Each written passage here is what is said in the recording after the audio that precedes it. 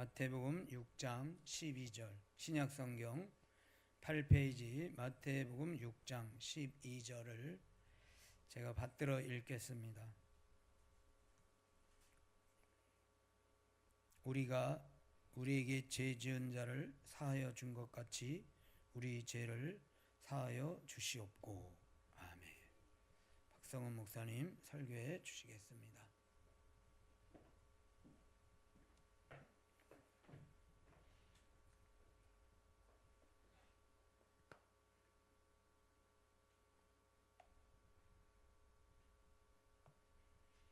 할렐루야. 오늘 이 밤에 주의 말씀을 듣고자 수예배에 오신 모든 분들을 환영하고 축복합니다. 이 시간 말씀을 통해서 우리의 마음이 하나님 앞에 나아가고 또 하나님께서 주시는 그 말씀이 우리의 심령에 자리하여서 열매 맺는 은혜가 있기를 주님의 이름으로 축복합니다.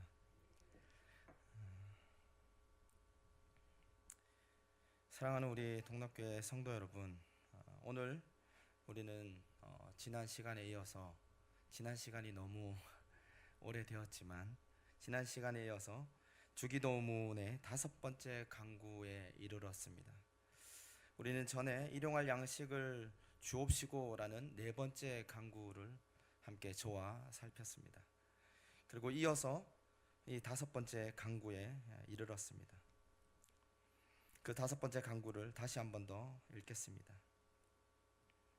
우리가 우리에게 죄 지은 자를 사하여 준 것 같이 우리 죄를 사하여 주시옵고. 아멘. 이렇게 4번째 강구에 이어서 5번째 강구가 나오게 됩니다. 예수님께서는 왜 이런 순서로 우리에게 기도를 가르쳐 주셨을까요? 한번 생각해 보신 적이 있으신가요? 통상적으로 생각하면은 일용할 양식보다 죄를 용서를 구하는 강구가 먼저 나오는 것이 우선순위에 맞는 것처럼 여겨집니다. 저만 그렇게 생각하는가요? 영적인 것을 먼저 구하는 것이 맞는 것처럼 생각됩니다. 그러나 예수님께서는 먼저 일용할 양식을 구할 것을 가르치셨습니다. 교부신학자였던 키프리아누스라는 이 신학자는 이렇게 이 순서에 대해서 얘기했습니다. 이 순서에서 아주 중요한 영적인 의미가 있다라고 얘기했습니다. 어떤 영적인 의미가 있는지 한번 잘 들어보시기 바랍니다. 이렇게 말했습니다. 우리는 육신의 양식을 구한 직후에 죄의 용서를 구해야 합니다. 왜냐하면 하나님이 주신 양식을 먹고 살아가는 자는 단순히 이 땅에서 생존만이 아니라 하나님 안에서 참된 생명을 누려야 하기 때문입니다. 밥을 먹고 육신이 사는 것만으로는 부족합니다. 죄 사함을 받은 자만이 누릴 수 있는 영원한 생명을 바라보아야 합니다. 라고 말했습니다. 이 땅에서 먹고 사는 것으로는 참된 만족을 누릴 수 없다고 얘기하고 있습니다. 그리고 이어서 영원한 생명을 바라보는데 이 기도가 연결이 된다라고 합니다. 그런데 더 나아가서 영국이 낳은 위대한 신학자 윌리엄 퍼킨스라는 이 신학자는 이 연결을 이렇게 주의했습니다. 성령께서 이 강구들에 두신 순서는 놀라운 것이다. 왜냐하면 주님은 인간의 본성의 우둔함과 패역함을 고려하시기 때문이다. 주님은 인간의 우둔함과 패역함을 고려하신다라고 얘기합니다. 이 우리의 우둔함과 패역함을 고려한다는 말이 무엇인지 그 이어서 설명하고 있습니다. 이렇게 말합니다.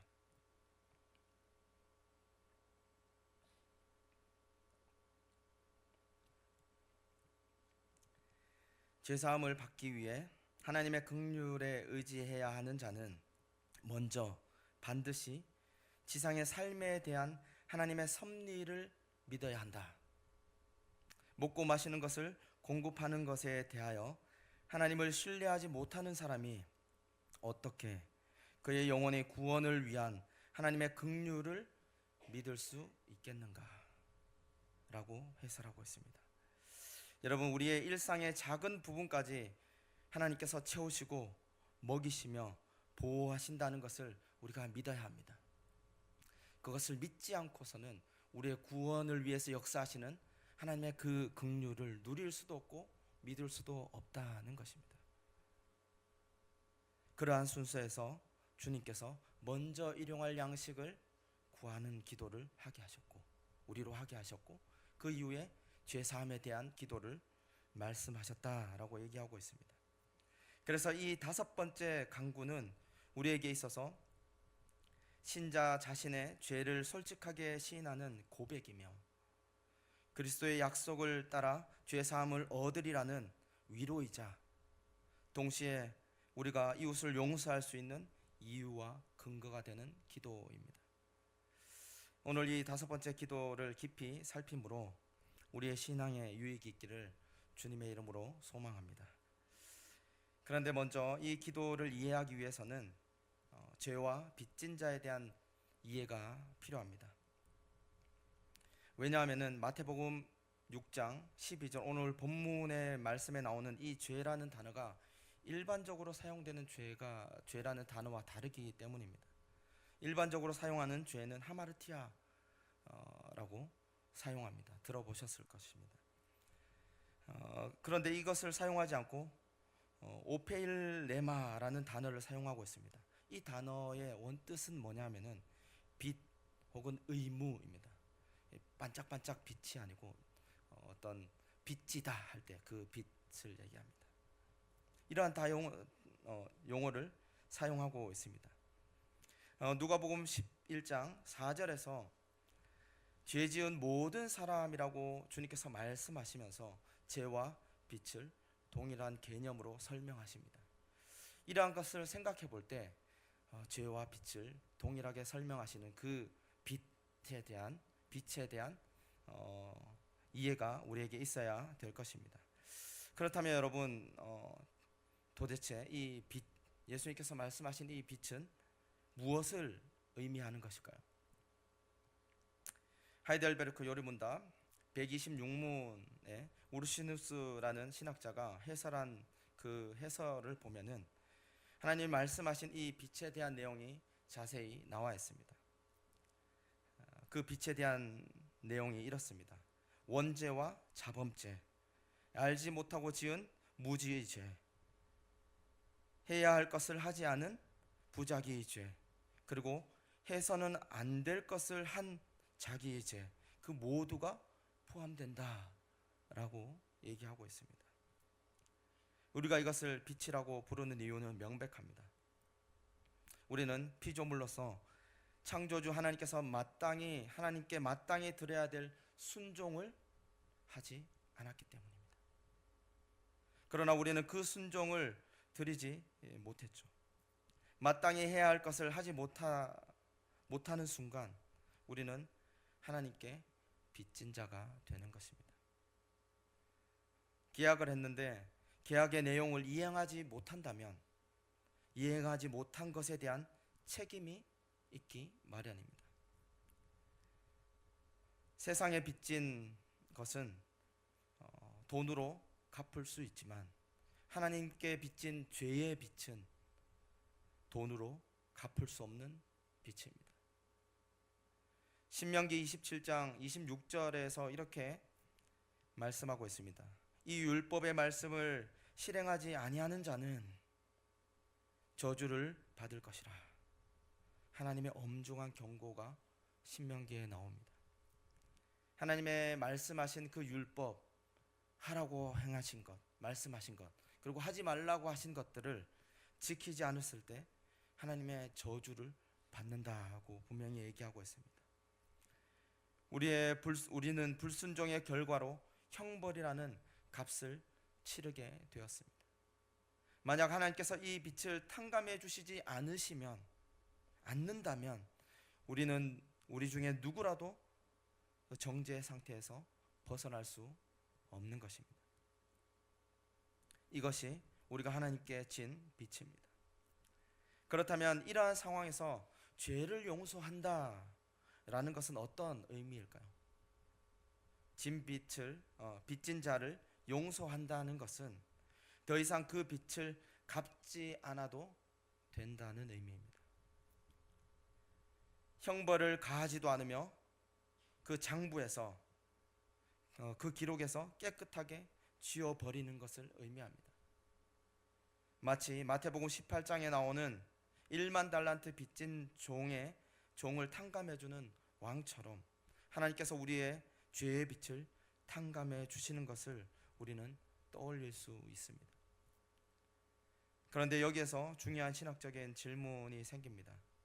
죄를 그냥 없던 일로 하면은 하나님의 공의가 무너지는 것이 아닌가? 죄를 지었으면 형벌이 따르는 것이 법인데, 마땅한데 하나님이 그냥 봐주시면 하나님의 법이 무너지는 것이 아닙니까? 라는 질문이 생깁니다. 여기에 참된 복음의 비밀이 있습니다. 우리가 죄를 용서해 주옵소서라고 기도할 때 우리는 하나님께 공의를 무시해 주십시오 라고 기도하는 것이 아닙니다. 하나님의 공의를 무시하고 저를 용서해 주십시오 이렇게 요청하는 것이 아닙니다. 하나님은 결코 아무런 대가 없이 죄를 그냥 넘어가시는 분이 아니십니다. 하나님은 우리의 죄를 용서해 주시되 우리의 중보자이신 예수 그리스도를 통해 그 죄의 빚에 대한 형벌을 주님께서 다 받으셨습니다. 하나님께서 우리를 용서하실 때 하나님의 공의는 깨어지지 않습니다. 왜냐하면 그리스도께서 십자가에서 완벽한 보상을 치르셨기 때문입니다. 우리가 기억해야 할 것이 있습니다. 그것은 그리스도 편에서는 결코 공짜로 그 구원의 은혜를 주신 것이 아니라는 것입니다. 주님의 피 흘림의 값을 치르셨다는 것입니다. 그러나 우리 편에서는 값없이 주시는 은혜입니다. 이것이 바로 전적인 은혜예요. 하나님께서 우리에게 베푸신 은혜입니다. 그러므로 우리는 담대히 하나님께 이렇게 기도할 수 있습니다. 하나님, 예수 그리스도의 의를 보시고 나의 허물과 죄악을 나에게 돌리지 마옵소서. 주님의 의를 보시고 나에게 그 진노를 내리지 마옵소서. 여러분, 이 진리를 믿으시고 하나님 앞에 담대히 기도하시는 저와 여러분들이 되기를 주님의 이름으로 축복합니다. 그렇다면 우리가 또한 생각해 볼 것이 있습니다. 이미 구원받았고 주님께서 우리의 죄값을 십자가에서 다 치르셨는데 왜 우리는 매일 죄 용서에 대한 기도를 해야 합니까? 주님께서 다 치렀다고 하셨는데 왜 우리는 죄 용서에 대한 기도를 해야 합니까? 라는 질문이 들 수 있습니다. 맞습니다. 우리는 이미 구원받았습니다. 주님께서는 이미 십자가에서 우리의 모든 죄를 치르셨습니다. 그러나 우리가 이 땅에 사는 동안 죄사함의 기도를 해야 하는 이유가 있습니다.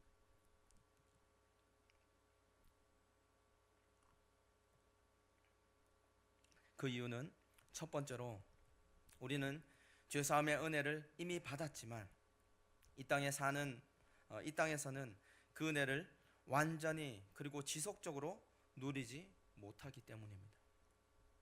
아무리 거룩한 성도라 할지라도 아무리 거룩한 신자라 할지라도 이 세상에 사는 동안 죄의 잔재가 남아있기 마련입니다. 그러므로 우리는 죄 용서에 대한 기도를 계속해서 해야 하는 것입니다. 그리고 두 번째로는 하나님은 우리가 날마다 용서를 사모하며 하나님께 나아오기를 원하십니다. 하나님은 이미 그리스도를 통해서 우리의 죄를 사하셨지만 우리가 그 용서를 매일 확인함으로써 하나님과의 관계가 깊어지도록 우리를 인도하십니다. 죄 용서함 없이 또 하나님께 기도함 없이 하나님과의 관계가 깊어질 수 없다는 것입니다. 마지막으로 세 번째로는 죄사함 없이 하나님의 축복이 내려지지 않기 때문입니다. 이 부분에 대하여서 우르시누스는 이렇게 말합니다. 죄사함이 없는 이 땅에서의 복은 구원에 이르는 수단이 아니라 오히려 정죄에 이르는 수단일 뿐이다. 죄사함 없는 이 땅에서의 축복, 우리가 보기에는 예수 믿지 않고 하나님을 신실하게 믿지 않는데 잘 되는 그 복들, 세상의 복들, 그러한 것들은 구원의 수단이 아니라, 하나님을 찾는 수단이 아니라 정죄에 이르게 되는 수단일 뿐이다. 더 죄로 치닫게 되는 것이죠. 죄사함이 없을 때 참된 축복이, 죄사함이 있을 때 참된 축복이 있다는 것을 우리가 기억해야 합니다. 이 기도를 통해서 우리는 우리의 믿음을 확인하고 우리의 죄를 고백하여서 하나님의 크신 그 은덕을 누리시길, 누리시는 저와 여러분들이 되시기를 주님의 이름으로 축복합니다. 이제 이어서 가장 부담스럽고 중요한 부분을 함께 살펴보려고 합니다. 주님은 우리의 죄사함에 대한 단서를 말씀하셨습니다. 어떻게 말씀하시나요? 우리가 우리에게 죄 지은 자를 사하여 준 것 같이. 이 말씀은 우리에게 큰 걸림돌과 부담이 될 수 있습니다. 내가 이웃을 완벽하게 용서하지 않으면 하나님도 나를 용서하지 않으신다, 그런 뜻일까요? 이 말씀을 오해하시지 않으시길 바랍니다. 우리가 이웃을 용서하는 행위가 하나님이 우리를 용서하시는 원인이나 공로가 결코 될 수 없다는 것입니다. 우리의 용서는 불완전하기 때문에 하나님께서 우리를 용서하시는 그 원인이 될 수 없습니다. 그렇다면 여기서 얘기하는 우리가 헷갈리는 이 부분, 우리가 우리 죄에서 우리 죄 지은 자를 사하여 준 것 같이, 사하여 준 것 같이, 이 같이라는 말이 무슨 뜻일까요? 이것은 정도의 비교가 아니라 진실성의 비교라 말할 수 있습니다. 즉 하나님께서 우리를 완전하게 용서하신 것처럼 우리도 비록 불완전하지만 진실하고 성실하게 이웃을 용서해야 된다는 뜻입니다. 그래서 이웃에 대한 용서는 내가 하나님께 용서받았다는 증거가 됩니다. 내 안에 이웃을 향한 용서의 마음이 조금이라도 있다면 그것은 성령 하나님께서 내 안에 계신다는 증거요, 내가 하나님의 자녀라는 확증이 되는 것입니다. 그러므로 이 기도는 우리에게 참 위로를 줍니다. 내가 이웃을 용서한 것 같이 주님 나를 용서해 주십시오. 내 안에 주님의 그 마음이 내게 있음을 확인합니다. 이러한 기도인 것이죠. 내가 저 사람을 용서하고 싶은 마음이 드는 것을 보니 하나님께서도 나를 용서하셨구나, 이러한 확신을 갖게 하는 기도문인 것입니다. 그러나 반대로 주님은 엄중한 경고를 이어서 하셨습니다. 마태복음 6장 15절, 우리 같이 한번 읽어볼까요? 그 밑에 있는 말씀입니다. 함께 읽겠습니다. 시작. 너희가 사람의 잘못을 용서하지 아니하면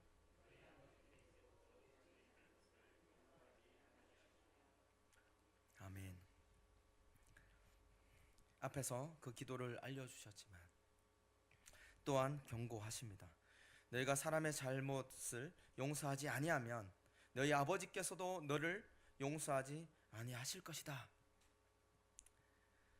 자기가 받은 손해를 계속 기억하고 복수를 꿈꾸는 자는 참되게 용서하는 자가 아닙니다. 물론 상처받은 기억이 완전히 지워진다는 것은 불가능합니다. 누군가에게 상처받았을 때 그것이 아예 없어지는 것은 불가능한 일이라 생각이 됩니다.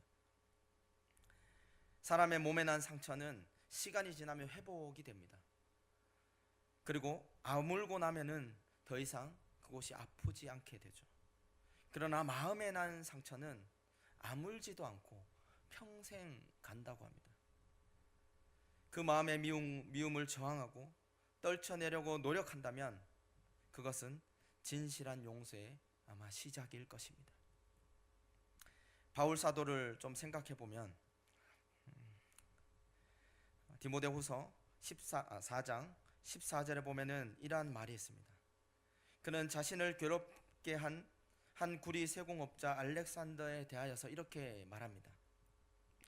주께서 그 행한 대로 갚으시리니 라고 말하고 있습니다.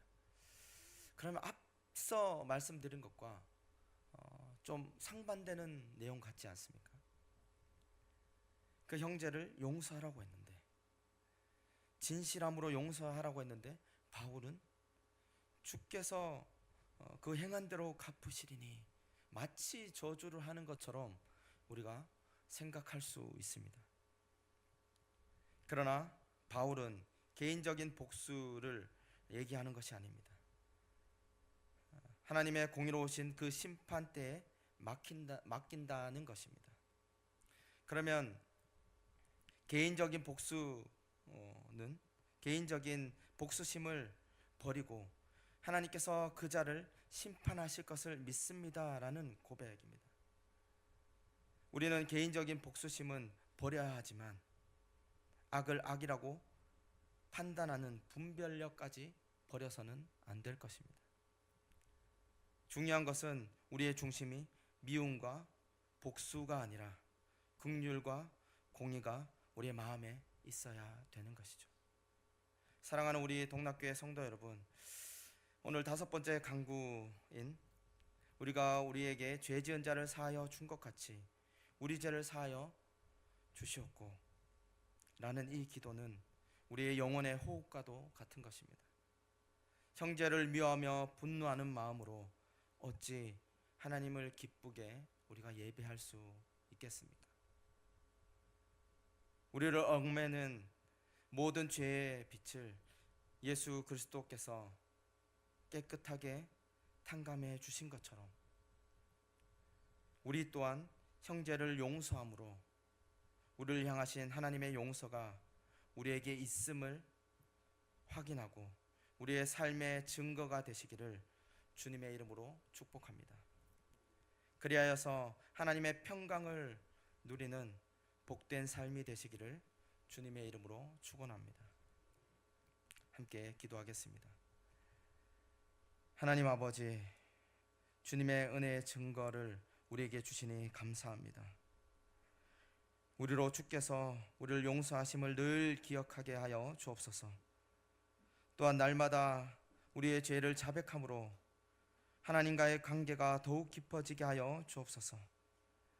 이웃과 형제를 미워하는 마음과 원망하는 마음과 분노의 그 마음을 제하여 주시고 진심으로 용서하는 마음을 우리 마음 가운데 주시옵소서.